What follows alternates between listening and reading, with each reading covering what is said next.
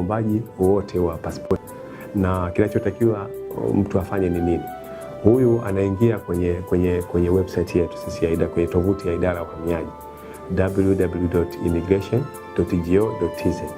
Akishafika pale anakwenda katika dirisha lile ambalo ni kwa ajili ya huduma ya pasipoti. Pale ataipata fomu yetu. Kwa hiyo atajaza fomu yake kwa kupitia mtandaoni. Itafika mahali itamwelekeza kwamba sasa anatakiwa kulipia. Kwa hiyo pale kuna namba itatoka kwamba kuna form number pamoja na control number. Kwa hiyo ndio ataondoka nayo kwa ajili ya kuweza kufanya malipo ya awali ya shilingi 20,000. Atarudi tena kwenye mtandao wetu. Akishafika pale anakwenda katika sehemu ambayo inasema kama maombi yanayoendelea. Maombi yanaendelea maana sasa ataingiza ile control number yake ambayo tayari mashine itakuwa imesha generate.